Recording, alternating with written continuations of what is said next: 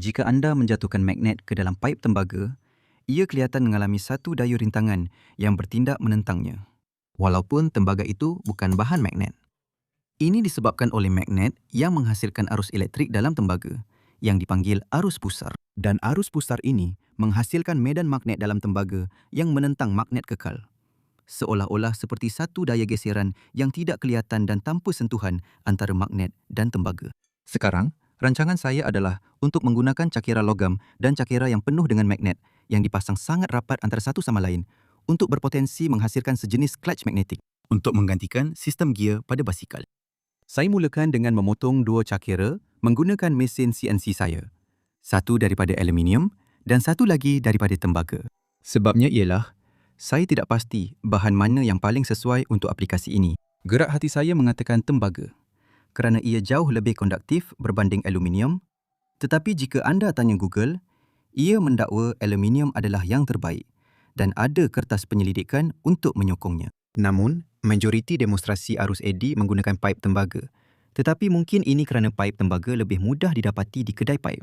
Dalam video terbaru yang dimuatnai oleh Veritasium mengenai magnet terkuat di dunia, dia menjatuhkan sekeping tembaga dan aluminium pada masa yang sama dalam medan magnet yang kuat. Dan kepingan aluminium nampaknya jatuh jauh lebih perlahan, menunjukkan daya rintangan yang lebih besar. Jadi saya telah mencetak paksi ini menggunakan pencetak 3D sebagai sebahagian daripada alat ujian untuk membolehkan cakera-cakera itu berputar dengan bebas. Saya kemudian boleh memasang satu set magnet di kedua-dua belah cakera tanpa membuat sebarang sentuhan. Kemudian, saya boleh menggantung pemberat menggunakan seutas tali untuk mengenakan top mala pada cakera yang sepatutnya memberikan cara yang boleh dipercayai untuk mengukur rintangan yang dihasilkan oleh magnet. Sebagai rujukan, ini adalah kadar penurunan dengan dan tanpa magnet. Sebab ujian tanpa magnet masih lebih perlahan daripada jatuh bebas adalah kerana ia perlu mengatasi inersia cakera. Tetapi bagaimana pula dengan perbandingan aluminium dan tembaga? Tembaga jelas mempunyai daya membran yang terbaik kerana cakera berputar 38% lebih perlahan berbanding cakera aluminium. Yang masuk akal kerana tembaga kira-kira 54% lebih konduktif elektrik berbanding aluminium. Tetapi sebab helaian tembaga jatuh lebih laju dalam video Veritasium, mungkin kerana tembaga mempunyai berat lebih 3 kali ganda daripada aluminium. Jadi, walaupun daya rintangan dalam medan magnet mungkin sedikit lebih kuat, berat helaian tersebut mempengaruhi keputusan. Sebenarnya, walaupun saya jalankan ujian saya tanpa magnet langsung, tembaga tetap akan menang kerana inersia tambahan pada cakera yang lebih berat. Disebabkan ini, saya hanya mengukur RPM cakera pada akhir penurunan apabila cakera telah selesai mempercepat dan sedang berputar pada kelajuan yang tetap. Dan jelas bahawa dengan grade bahan yang saya ada, tembaga memang pemenang, sekurang-kurangnya dari segi prestasi brake. Kerana dengan kos hampir 6 kali ganda dan berat 3 kali ganda, mungkin aluminium lebih baik untuk aplikasi lain. Faktor seterusnya yang perlu dipertimbangkan ialah orientasi magnet. Dalam ujian pertama ini, saya pasang semua magnet dengan kutub mereka sejajar. Jadi bahagian utara menghadap ke kamera. Tapi bagaimana jika saya terbalikkan satu set magnet, jadi kita akan ada konfigurasi utara, selatan, utara. Ini memperlahankan cakera dengan lebih ketara kerana arus pusar dalam cakera tembaga dihasilkan oleh perubahan medan magnet. Jadi, apabila medan magnet berubah dengan magnet yang diterbalikkan, ia menghasilkan arus pusar yang lebih kuat dalam tembaga dan oleh itu lebih banyak rintangan. Seterusnya, saya ingin menguji magnet cube yang lebih kecil ini kerana saya boleh menyusutnya dengan lebih rapat di sepanjang pinggir cakera. Dan ini menghasilkan begitu banyak rintangan sehingga saya rasa kita perlu menambah berat. Saya juga cuba menggunakan magnet cube dalam susunan papan dam. Tetapi ini nampaknya berprestasi lebih teruk. Oleh kerana saya telah menggunakan magnet yang saya ada dari projek lama, saya perlu mencari magnet baru untuk susunan ini. Pilihan terbaik yang saya jumpa dalam talian ialah magnet cube 10mm ini, yang sepatutnya lebih baik daripada magnet 8mm sebelum ini. Jadi saya telah menempah 200 daripadanya.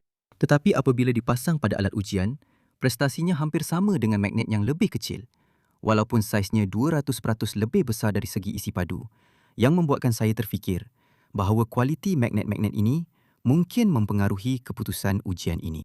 Selepas carian Google yang ringkas, nampaknya terdapat banyak grade untuk magnet neodymium ini. Dan yang ini kelihatan berada pada tahap yang lebih rendah.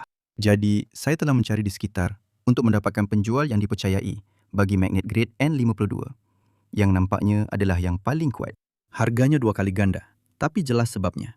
Apabila saya lekatkan magnet murah pada ragu meja saya hanya mampu menggantung satu pemberat seberat 1,2 kilogram di bawahnya. Tetapi dengan magnet grade N52, ia boleh menampung kira-kira 2,5 kali ganda berat itu. Jadi saya pun mencetak pelekap untuk magnet baru ini dan seperti yang anda boleh lihat, ia menghasilkan begitu banyak rintangan sehingga cakira itu hampir tidak bergerak. Jadi sekarang kita tahu, gabungan magnet berkualiti tinggi ini dan cakira tembaga ini menghasilkan daya rintangan yang sangat tinggi. Bagaimana kita nak pasang ini pada basikal? Perancangan awal saya adalah untuk memasang cakira tembaga pada jejari roda belakang, seperti mana saya pernah memasang takal untuk pemacu motor elektrik sebelum ini. Tapi satu masalah ialah, jejari roda tidak direka untuk menjadi titik pemasangan yang tepat. Jadi, akan sangat sukar untuk memastikan cakira tembaga itu berpusing dengan lurus supaya tidak terkena celah-celah kecil di antara magnet. Satu-satunya pilihan lain ialah memasang semuanya pada ulir pada hub ini, yang sebenarnya direka hanya untuk satu sproket sahaja. Jadi, kita perlu memasang cakira tembaga, satu cakira penuh dengan magnet dan satu sproket ke dalam benang selebar 12,5 mm ini, yang juga mempunyai dua diameter dan arah benang yang berbeza, di mana yang paling besar adalah benang basikal standard Imperial dengan diameter 1.37 inci dan 24 benang setiap inci. Yang jelas, ini menyukarkan keadaan kerana saya tak boleh mesin benang ini dengan tepat. Tapi nasib baik, kita ada penyelesaian sebab Formlabs telah menghantar pencetak Form 3 Plus mereka dan beberapa resin rigid 4K kepada saya. Pencetak 3D ini berfungsi dengan mengeraskan resin menggunakan laser UV. Dan ini membolehkan bahagian yang dihasilkan jauh lebih tepat dan harapnya lebih kuat berbanding pencetak 3D saya yang lain. Selepas cetakan siap, ia perlu dibersihkan dengan alkohol isopropil sebelum melalui proses pengawetan UV terakhir untuk memastikan bahagian itu sekuat mungkin. Kemudian, hanya patahkan sokongan itu dan kita sudah ada pemegang untuk cakra tembaga dengan benang fine hub yang sudah dicetak. Setelah dipasang pada hub, jelas ia menghasilkan pemegang yang jauh lebih lurus. Tetapi persoalannya, adakah ia cukup kuat? Baiklah, saya tahu bagaimana kita boleh mengetahuinya kerana saya juga telah mencetak sproket belakang ini daripada resin yang sama untuk melihat sama ada ia boleh menahan torque melalui rantai tanpa menanggalkan benang nipis yang mengunci ia pada hub.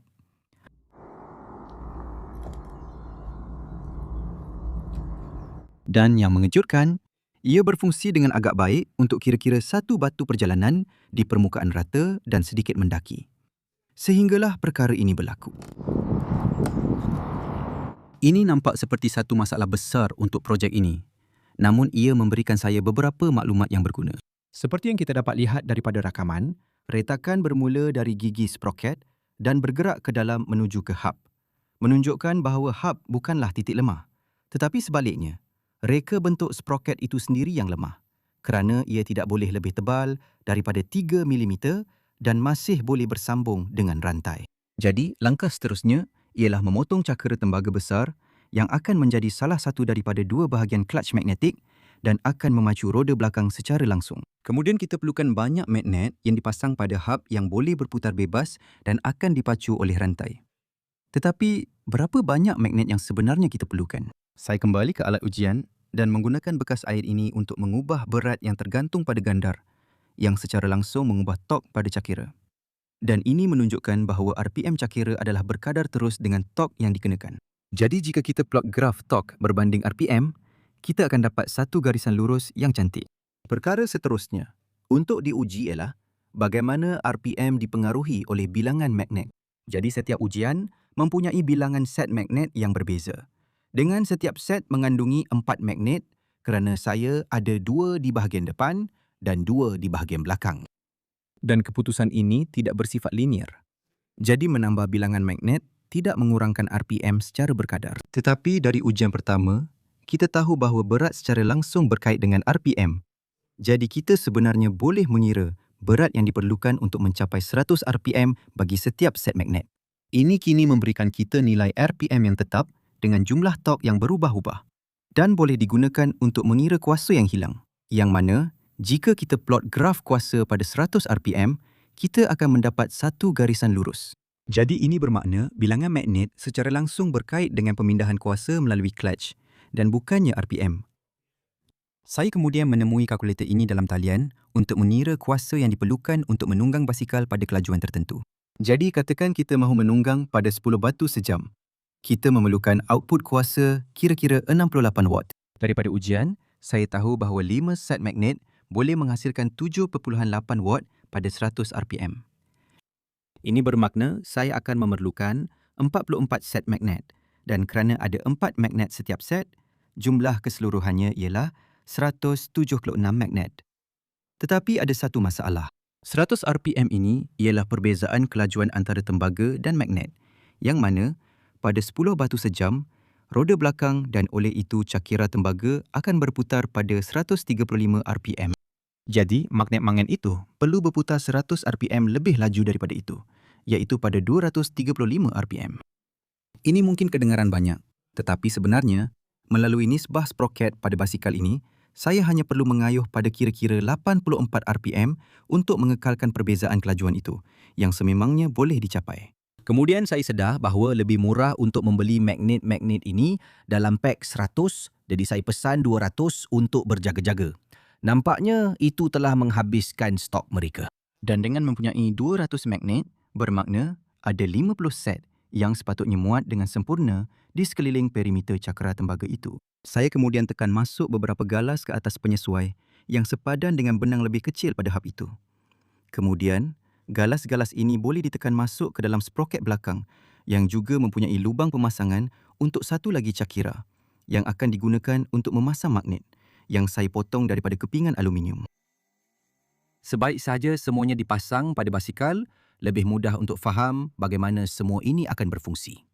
Rantai memutarkan cakera aluminium yang akhirnya akan memegang 200 magnet dan langsung tidak berkait dengan putaran roda belakang atau cakera tembaga kerana adanya galas. Jadi, pedal dan roda belakang berputar sepenuhnya secara bebas antara satu sama lain. Dan satu-satunya cara untuk menggerakkan roda belakang adalah melalui magnet yang akan menghasilkan arus dalam cakera tembaga. Saya kemudian mencetak pendakap magnet menggunakan resin jernih pada mesin Form 3. Dan hasilnya memang sangat cantik.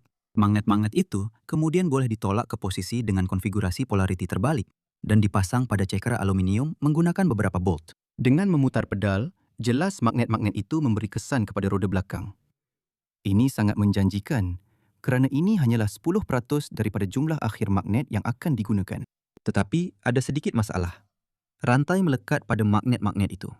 Untuk mengelakkan perkara ini berlaku, magnet-magnet itu perlu dijarakkan lebih jauh dari rantai, yang bermaksud mereka perlu mereka bentuk semula dan mencetak bahagian hub baru untuk menggerakkan clutch ke arah roda serta menggunakan cakera aluminium yang lebih tebal untuk mengelakkan ia membengkok di bawah beban magnet-magnet tersebut. Selain itu, kerana magnet-magnet juga melekat pada jejari, saya terpaksa mengikat jejari-jejari itu rapat menggunakan tali kabel untuk menjauhkannya dari clutch. Ini sebenarnya bukanlah penyelesaian yang kukuh dari segi struktur, tetapi ini hanyalah prototipe. Dan sekarang, magnet-magnet itu boleh berputar dengan bebas, tanpa melekat pada rantai, jejari atau rangka basikal besi. Dan kita boleh lihat bagaimana clutch ini mempercepatkan roda apabila pedal diputar dan memberikan daya membrek apabila pedal dihentikan. Sekarang, apa yang perlu kita lakukan hanyalah memasang baki 180 magnet dengan harapan dapat meningkatkan pemindahan top melalui clutch.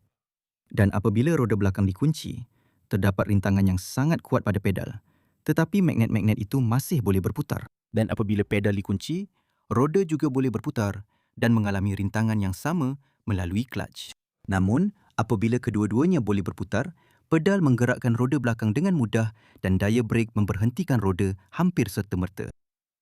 Saya rasa sudah tiba masanya untuk menguji benda ini dan lihat sama ada kita benar-benar boleh bergerak menggunakan kuasa magnet. Jom. Okey, ia nampaknya berfungsi. Rasanya macam saya sedang berada dalam gear yang sangat rendah. Mari kita lihat apa yang berlaku jika saya berhenti menayuh. Oh, saya betul-betul boleh rasa rintangan itu melalui magnet-magnet itu. Pusing balik. Sekarang naik bukit, agak susah sikit. Masih boleh bergerak. Saya tak dapat capai kelajuan tinggi sekarang. Cuba kayuh lebih laju.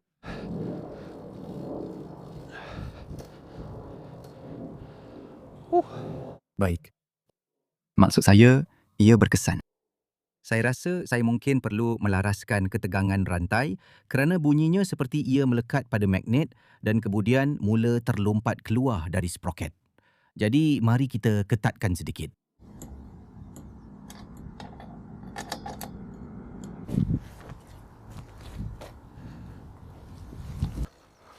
Secara teori, semakin laju saya kayuh, semakin banyak torque yang sepatutnya dihasilkan, berdasarkan ujian saya sebelum ini. Tapi sekarang, saya cuma menyamai kelajuan tembaga itu. Dan kemudian kalau saya berhenti mengayuh, saya betul-betul boleh rasa rintangan itu. Ia satu perasaan yang sangat pelik sebab saya tak dihubungkan secara langsung dengan roda belakang. Jadi rasanya seolah-olah tayar berpusing kosong kalau saya letak terlalu banyak daya. Sangat sukar untuk mengekalkan kelajuan kayuhan yang tetap dengan roda belakang. Baiklah, mari kita mulakan dan kunci pedal. Jadi, ia tidak sekuat brek biasa. Tapi ia tetap memperlahankannya sedikit.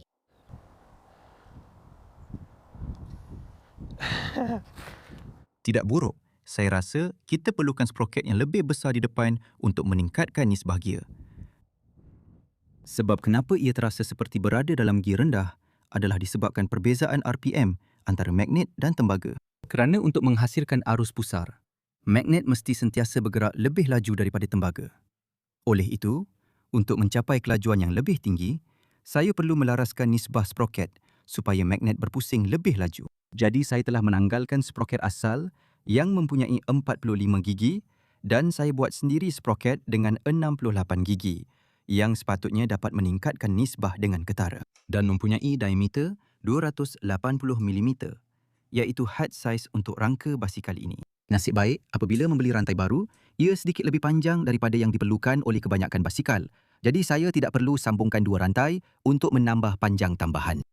Ini benar-benar membantu semasa berbasikal kerana saya dapat mengekalkan kelajuan yang agak baik ketika menunggang di permukaan rata. Sukar untuk menerangkan dengan tepat bagaimana rasa clutch magnetik ini kerana ia sangat unik. Apabila menunggang di permukaan rata dan licin, selagi magnet berputar lebih laju daripada roda, torque pada roda belakang ditentukan oleh seberapa laju anda mengayuh. Selain itu, daya brek nampaknya jauh lebih kuat pada kelajuan tinggi disebabkan perbezaan RPM antara magnet dan tembaga. Jadi, ia tidak begitu sesuai untuk memberhentikan basikal sepenuhnya. Tetapi jika anda ingin mengurangkan sedikit kelajuan, ia memang mempunyai beberapa kelebihan berbanding brake konvensional kerana ia berfungsi tanpa sentuhan yang akan menjimatkan pad brake. Dan itulah ringkasan ciri-ciri baik sistem ini. Jadi, adakah saya akan mengesyorkan anda membina ini untuk basikal anda sendiri? Sudah tentu tidak. Anda lihat, apabila mendaki bukit, ia memang sukar. Cara terbaik saya boleh gambarkan ialah ia seperti menunggang di atas pasir. Setiap kayuhan pedal memerlukan banyak tenaga dan anda hampir tidak bergerak ke hadapan. Mungkin nampak seperti saya sedang menunggang dalam gear rendah kerana pedal berpusing lebih laju daripada roda. Tetapi kerana perbezaan RPM antara magnet dan tembaga sangat besar, rintangannya juga sangat tinggi. Jadi saya menggunakan banyak tenaga pada pedal tetapi tidak bergerak ke mana-mana. Bercakap pasal tak ke mana-mana, saya sangat letih selepas mendaki bukit yang agak mudah ini. Dan jika anda tertanya-tanya ke mana semua tenaga saya hilang, jadi apabila saya sampai di rumah, saya keluarkan kamera termal saya. Dan harapnya ini menjadikannya lebih jelas.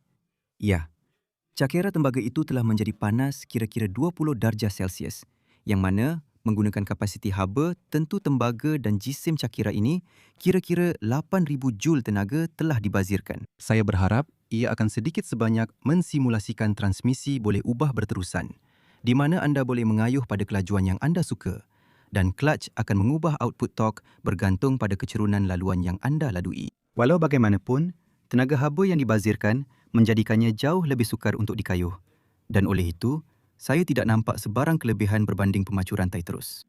Tapi saya ada idea dan saya nak uji. Yang mana dimungkinkan oleh OnShape, iaitu alat reka bentuk berbantu komputer dan pengurusan data produk bertaraf profesional untuk perniagaan. Dan sebenarnya, Onshape digunakan oleh Formlabs yang mencipta pencetak resin Formlabs. Onshape sebenarnya dicipta oleh pengasas yang sama dengan SolidWorks kerana mereka melihat pasukan kejuruteraan memerlukan alat pembangunan produk yang lebih moden. Jadi, mereka cipta Onshape dari awal. Dan tidak seperti program CAD lain, Onshape menggunakan seni bina native awan yang membolehkan kerjasama masa nyata, boleh digunakan pada telefon bimbit dan tablet, dan banyak lagi. Selain itu, ia bermakna tiada kerosakan sistem, jadi tiada kerja yang hilang. Mereka sentiasa menambah ciri baharu setiap bulan dan satu kemaskini utama yang akan datang tidak lama lagi yang saya sangat teruja ialah penambahan CAM bertaraf profesional atau pembuatan berbantukan komputer. Kerana ini akan memudahkan saya menjana G-code untuk mengendalikan mesin penghala CNC saya. Secara keseluruhan, Onshape membolehkan pasukan kejuruteraan dan reka bentuk bekerja dengan jauh lebih cekap. Jadi jika anda atau perniagaan anda ingin mencuba Onshape secara percuma, pergi ke onshape.pro/Tom Stanton atau lihat pautan di dalam keterangan di bawah.